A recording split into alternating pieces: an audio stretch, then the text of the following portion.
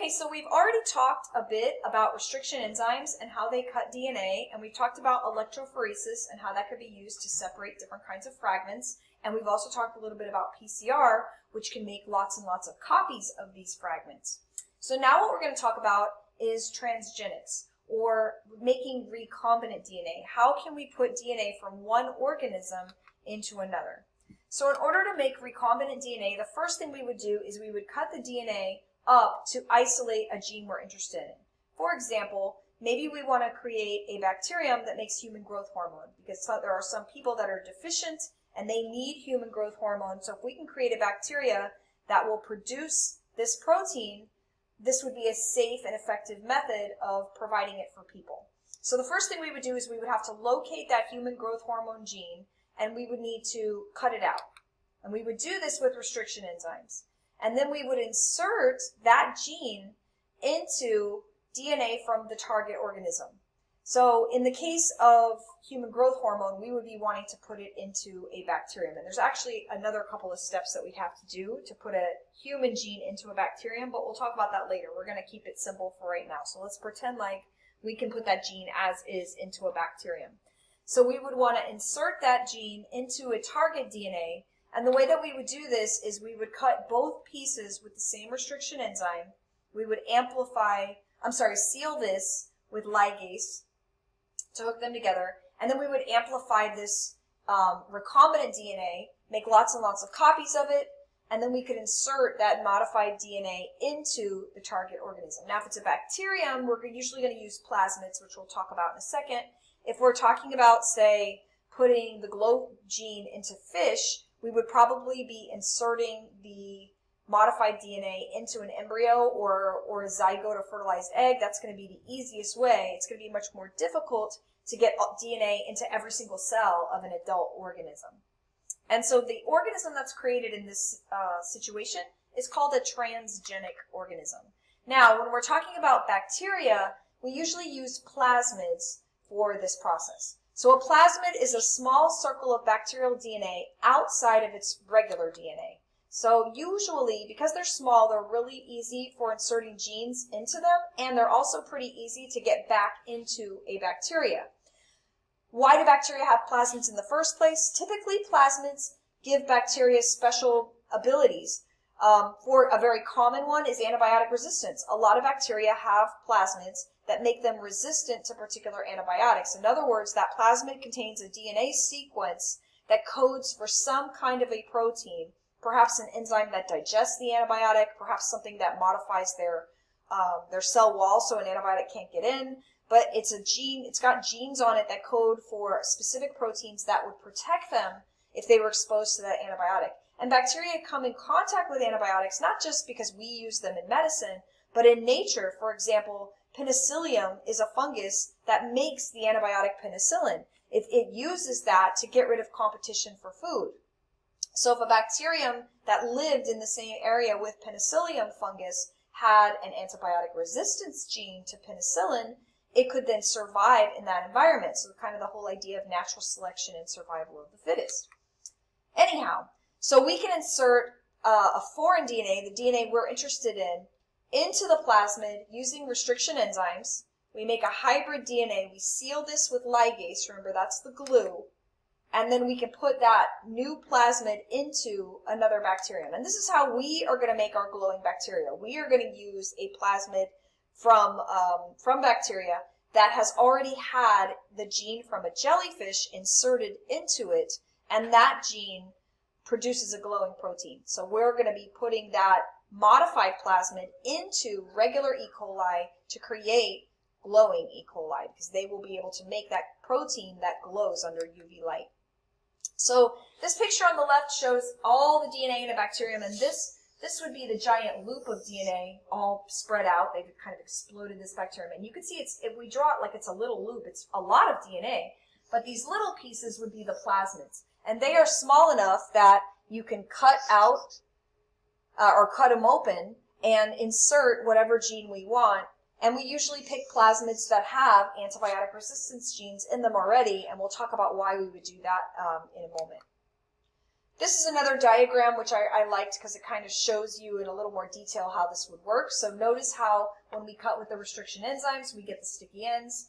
This would be the gene we want to insert, and then seal this with ligase, and this would be our recombinant DNA. And the truth is, it could seal itself back together, like these could seal back together instead of this being inserted in, or this could get inserted, in the wrong spot. So there are things that could go wrong with this. This is why we would screen everything. We would run electrophoresis. We would make sure that everything was sealed up the way we wanted before we ever put this back into the target organism. This diagram from Khan Academy is really nice. This shows, again, creating the plasmid. Here's the target gene. It's now been inserted. And then we do a technique called heat shock. This is what we will be doing in class to try to get the bacteria to absorb the plasmid.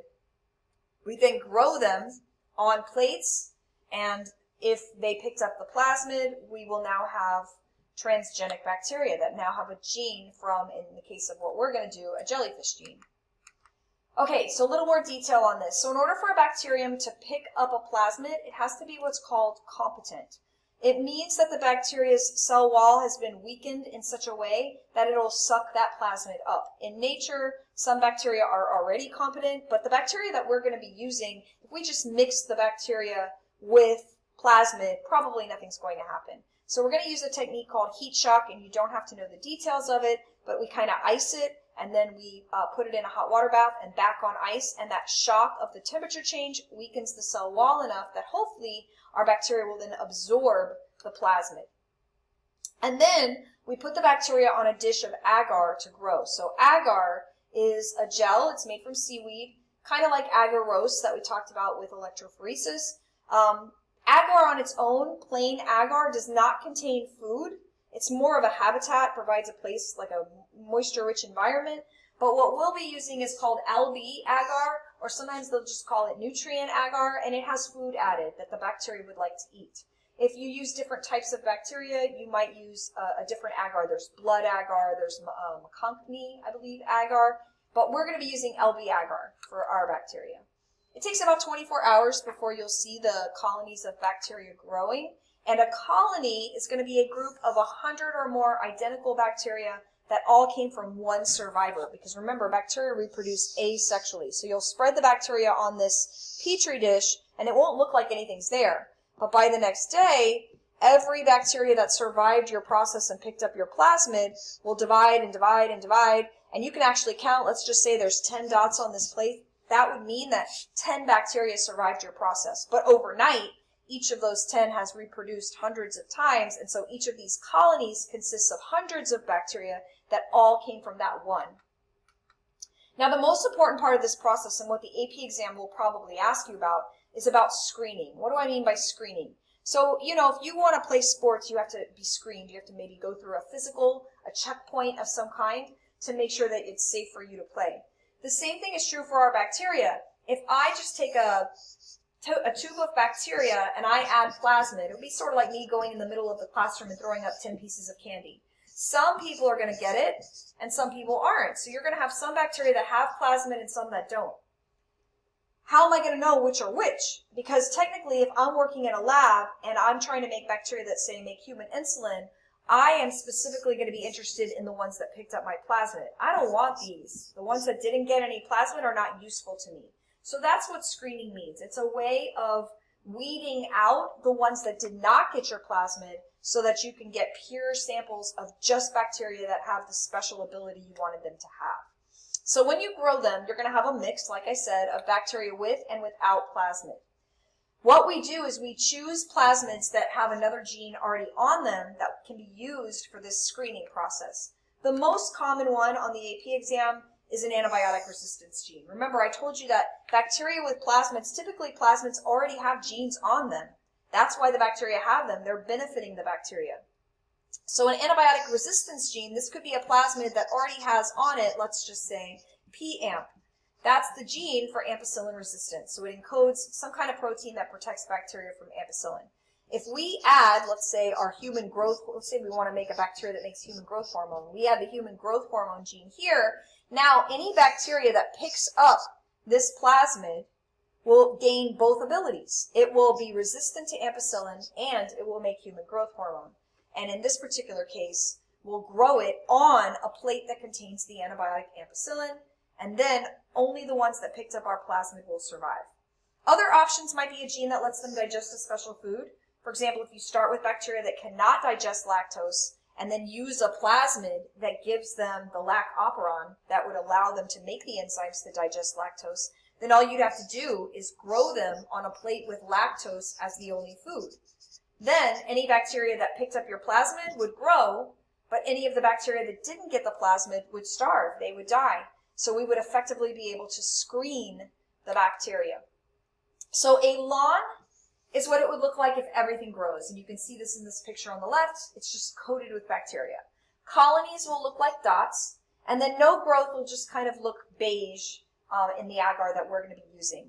When we do this with our P-glow gene, the gene from the jellyfish, they'll actually glow. The colonies will glow bright green under UV light, which will show that they're producing that glowing protein, which is coded for by the jellyfish gene. So here's a sample problem. So we have two sets of bacteria. In tube 1, we have E. coli mixed with a plasmid for human growth hormone, and it also contained the gene for ampicillin resistance. So any bacteria that pick up this plasmid will have two abilities. They will be able to make human growth hormone, and they will also be resistant, meaning they'll be protected from the antibiotic ampicillin. A second tube contains E. coli that were not exposed. So this tube will also go through the heat shock, but we won't add any plasmids. So they would not have the ability to pick up any of those special genes. Now we have three options. Option 1 is if we had a lawn of bacteria, meaning lots of them grow.